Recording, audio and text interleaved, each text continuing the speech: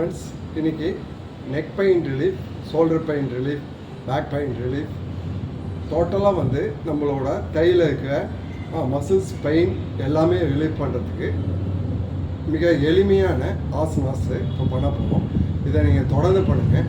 உங்களுக்கு நெக்கில் அடிக்கடி நெக்கு பெயின் வந்து திருப்ப முடியாது, இது மாதிரி ப்ராப்ளம்லாம் வரும். இதை தொடர்ந்து பண்ணுங்கள், கண்டிப்பாக ரிலீஃப் ஆகும். இது பிடிச்சிருந்தா என்னோடய சேனல் லைக் பண்ணுங்கள். இது எப்படி பண்ணுறதுன்னு பார்ப்போம்.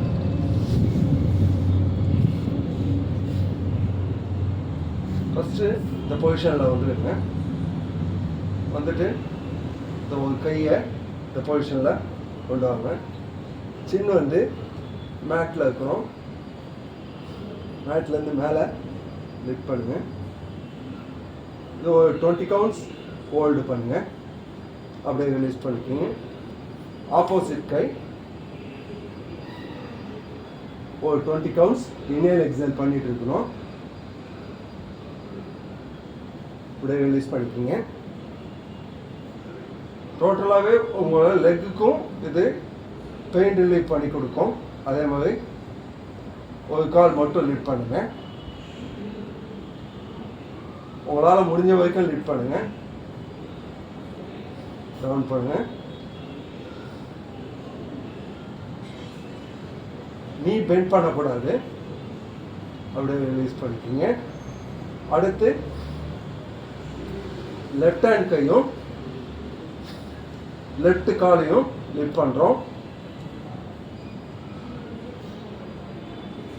அப்படியே ரிலீஸ் பண்ணிக்கிங்க. அதே மாதிரி ரைட்டு கையும் ரைட் லெக்கும் ரிலீஸ் பண்ணுறோம். அப்படியே ஆப்போசிட் லெஃப்ட் கையும் ரைட்டு காலும் லிஃப்ட் பண்ணுறோம். நீ பெண்ட் பண்ணக்கூடாது. உங்களுக்கு இப்பில் ஸ்ட்ரெச் ஆகுது நல்லா தெரியும்.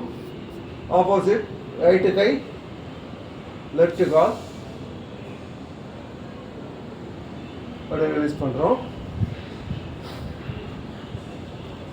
இப்போ 2 காலை மட்டும் லிஃப்ட் பண்ணுறோம். நீ பெண்ட் பண்ணக்கூடாது.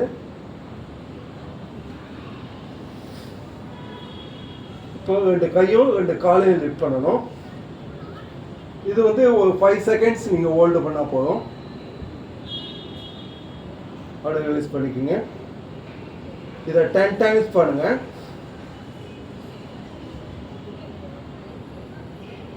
அப்படியே ரிலீஸ் பண்ணிக்கிங்க.